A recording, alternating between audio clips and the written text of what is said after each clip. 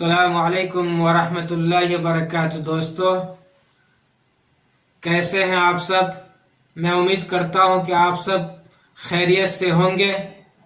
मेरे दोस्तों, आज मैं आप लोगों के लिए वीडियो लेकर आ रहा हूं जो हिंदुस्तान का माहौल अभी सिर्फ हिजाब हिजाब पे चल रहा है। इस टॉपिक पर मैं अपनी राय रखने के लिए जा रहा हूं आप लोगों के सामने। आपको अच्छा लगेगा तो आप कमेंट कीजिएगा, शेयर कीजिएगा और मेरे चैनल पर आप नए हैं तो सब्सक्राइब कर लीजिएगा। मेरे दोस्तों, आज का वीडियो आप लोगों के लिए मैं ला रहा हूं कि हिंदुस्तान के मीडिया वाले सिर्फ डिबेट पे डिबेट कर रहा है। किस बात पे? हिजाब पर। उनको कोई टॉपिक नहीं मिल रही है। दलाल मीडिया, हिंदुस्तान का अक्सर मीडिया वाले दलाली है, बीजेपी का तलवा चाटने वाला है, उसी पे भौंकते रहता है दिन भर। उनको और कोई भी काम नहीं है, बस सरकार का तलवा चाटना, बीजेपी का तलवा चाटना, उसी का गुनगाना, दिन भर उसका वही काम है और कोई काम नहीं उनका। कहां बेरोजगारी है, कहां भूखे लोग मर रहा है, उस पर कोई बात नहीं होगी। आप क्या खा रहे हैं उस पर बात होगी, क्या पहन रहे हैं उस पर बात हो रही है। भाई, सबको पता है हिंदुस्तान के 130 करोड़ जो लोग हैं, सबको पता है कि हिंदुस्तान का जो संविधान है आपको इजाजत देता है कि आप क्या खाएंगे, क्या पहनेंगे, वो आप पे निर्भर करता है। दूसरे का दखल देने का इसमें क्या जरूरत है? क्यों दखल दीजिएगा आप? हम क्या पहन रहे हैं, क्या खा रहे हैं, आपके पैसे से खा रहे हैं। आपने मुझे लाके दिया है कि ये पहनो ये पहनो, हमारी मर्जी है, हम नकाब पहनेंगे। तुम अपनी बेटियों को बिकनी पहनाते हो, हम तो कुछ नहीं बोलते हैं।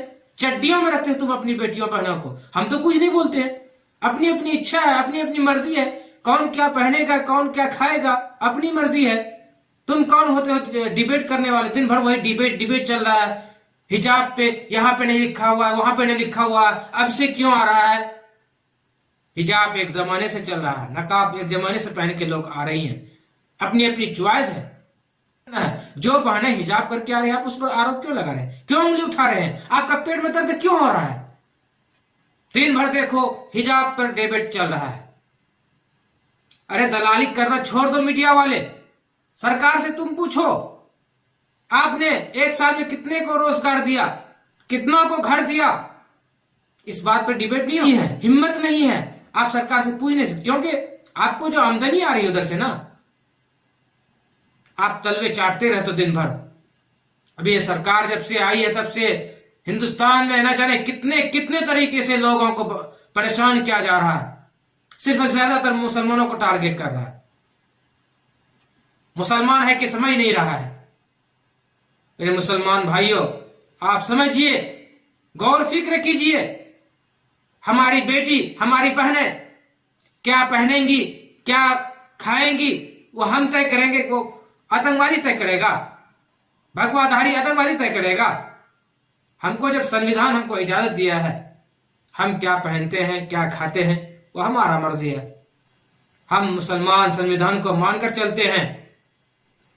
तुम्हारी दलाली की वजह से हिंदुस्तान पर आज जो थूक रहे हैं लोग, बाहर के लोग दखल दे रहे हैं, शर्म आनी चाहिए। ऊपर से तुम लोग बोलते हो कि पाकिस्तान कमेंट कर रहा है, अफगानिस्तान कमेंट कर रहा है, अमेरिका कमेंट कर रहा है। क्यों ऐसा काम करते हो? क्यों शर्म वाला काम करते हो? एक लड़की के पीछे 100 कुत्तों को लगा देते हो। पूरा दिन आप देखिए, पूरा दिन आप देखिए, सिर्फ डिबेट पे डिबेट चल रहा है हिजाब के नाम पर। कोई बता रही है कहां पर हिजाब है, कहां पे लिखा हुआ कुरान शरीफ में?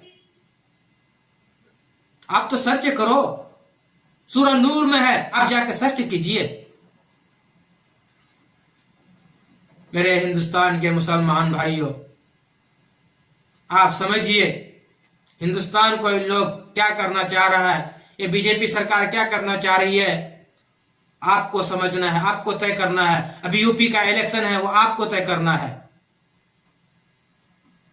ये उनका बहुत बड़ा साजिश हो सकता है कि अभी यूपी में इलेक्शन है और मामला कहीं उठा से शुरू कर दिया है ताकि मामला पूरा हिंदुस्तान में फैल जाए, वायरस फैल जाए और हमको फायदा हो। उनका वही टारगेट है। आप समझ सकते हैं मेरे भाइयों। मैं आप लोगों से गुजारिश करना चाहता हूं को आप समझिए, दिमाग से काम लीजिए। आप अगर सच्चे मुसलमान हैं तो एकता कायम कीजिए, एकजहती कायम कीजिए, संविधान को मानकर चलिए, गुस्से पर कंट्रोल रखिए अपने आप को। कानून के हिसाब से हम चलेंगे, संविधान पर बताए हुए जो बताया है उस पर हम चलेंगे, हमारा मजहब जो बताता है हम उस पर चलेंगे, ना कि भगवाधारी आतंकवादियों के बताए हुए पे कि हिजाब तुम उतार दो, तुम्हारे कहने हम हिजाब उतार देंगे। हमारी बेटियां, हमारी बहनें, उनकी चॉइस है, वो हिजाब पहनती है, पहनने दो, तुमको उससे क्या दिक्कत है? तुमको जौन सा कलर पहन क्यों ना आओ, तुमको तो हम नहीं बोलते हैं कि तुम भगवाधारी कपड़े मत पहनो, तुम ग्रीन कलर के कपड़े पहनो, लाल कलर के कपड़े पहनो। मेरे दोस्तों, मेरा कहने का मतलब यह है कि आज देखिए हिंदुस्तान को इन लोगों ने कहां लेके चला गया है, कहां लेके जा रहा है। ये बीजेपी का क्या साजिश है, ये अल्लाह ही आलम जानता है। मेरे दोस्तों, अभी इलेक्शन यूपी में चल रहा है और एक कोने पे आग लगा दिया हिंदुस्तान का एक कोने पे। ऐसा काम मत करो ना कि दूसरे देश आपके देश पर हमला करे या कमेंट करे। ऐसा काम क्यों करते हैं हम? क्यों एक मुस्लिम बेटी के सामने 100 कुत्तों को लगा देते हो? भगवाधारी कुत्ते ही बोलेंगे उनको। मेरे दोस्तों, कमेंट कर रही है जो वहशिया है, जो बीजेपी का दलाल है, वहशिया का नाम बोलने में मुझे शर्म आती है। कंगना रनावत एक नंबर की वहशिया है, वो एक नंबर की वहशिया है। वो कमेंट करती है तुम नंगी हो जाओ, तुम बिकनी पहनो, उससे हमको कोई मतलब नहीं है। हमारी बेटियों पर क्यों उंगली उठाते हो तुम? हमारी बेटियां, हमारी बहनें क्या पहनेंगी? तुम्हारा दखल देने का क्या अधिकार है? कानून से चलेंगे हम। कानून जब सबको इजाजत दिया है अपना अपना तरीका पे चलने का, तो फिर तुम कौन होते हो उंगली करने वाले? मेरे दोस्तों, आपको समझना है। मेरे वीडियो को आप शेयर कीजिए, दोस्तों में लाइक कीजिए। मेरे दोस्तों, मैं आप लोगों के लिए वीडियो लाया हूं ताकि आप लोग समझ जाएं। अल्लाह ताला आपको समझने की तौफीक दे। मेरे भाइयों, एक हिजाब, एक बार अल्लाह अकबर, उस बहन ने क्या बोली? पूरी दुनिया में छा गया अल्लाह अकबर। पूरी दुनिया के लोगों को हिला दिया उस बहन ने। अल्लाह अकबर में इतना ताकत है। एक बहन ने एक बार अल्लाह अकबर बोली, इतनी ताकत अल्लाह अकबर में, तो हम क्यों नहीं दिन भर बोलते रहे अल्लाह अकबर, अल्लाह अकबर? अल्लाह सबसे बड़ा है, अल्लाह से बड़ा कोई नहीं। वो हमेशा से है, वो हमेशा रहने वाला है। दुनिया को कायम उसी ने किया है। फिर हमको दुनिया से क्यों खौफ? क्यों खौफ दुनिया से? हमको एक दिन मरना है, सबको पता है। कुल्लु नफ्सिन ज़ाइक़तुल मौत। मेरे दोस्तों, फिर किस बात की खौफ करते हैं हम दीन पर चलेंगे, फख्र से हम बोलेंगे मजहब इस्लाम को हम फॉलो करते हैं। मोहम्मद सल्लल्लाहु अलैहि वसल्लम आखिरी पैगंबर थे, हम उनके बताए हुए तरीके पर चलते हैं, हम उनके सुन्नत पर चलते हैं, ना कि तुम्हारे बताए हुए पे चलेंगे, ना चड्डी पहनेंगे तुम्हारे बातें पे, ना बिकनी पहनने देंगे हम अपनी बहनों को। मेरे दोस्तों, मजहब इस्लाम बहुत एक अच्छा मजहब है। ऐसा मजहब आपको दुनिया में कोई ऐसा मजहब आपको नहीं मिलेगा। इस्लाम मजहब के अलावा कोई भी मजहब अभी काबिल कबूल नहीं है अल्लाह के नजदीक। अल्लाह ने कुरान शरीफ में कह दिया है, अल-यौम अकमलतु लकुम दीनुकुम, आज मैंने तुम्हारे लिए तुम्हारा दीन को मुकम्मल कर दिया है। मेरे दोस्तों, कुरान शरीफ की आयत है। मेरे भाइयों, जब से हमारे हिंदुस्तान में बीजेपी आई है, तब से किस तरह से नहीं हम लोगों को परेशान किया जा रहा है, खासकर मुसलमानों को टारगेट कर रहा है। आप समझ सकते हैं इसका नीयत कितना गिरा हुआ है। सिर्फ मुसलमानों को टारगेट कर रहा है। अरे मुसलमान भाइयों, आप कमजोर नहीं हो, आप भी हक के लिए आवाज उठाओ। अगर आपके साथ कोई नाइंसाफी करता है तो आप चुप मत बैठिए, आप उनके खिलाफ आवाज उठाइए, कानून के दायरे में रहकर। मेरे भाइयों, ये कौन होता है? चंद नफरत फैलाने वाले हिंदुस्तान को किस तरह से कहां पर लेके चला गया है, किस तरह से गैर मुल्की लोग हमारे हिंदुस्तान पर दखल अंदाजी कर रहे हैं, उस पर शर्म आनी चाहिए। और ऊपर से बोलता है गैर मुल्की दखल दे रहा है हिजाब के मामले पे। क्यों ऐसा काम किया दखल दे रहा है? क्यों एक बेटी के पीछे इतने कुत्तों को लगा दिया?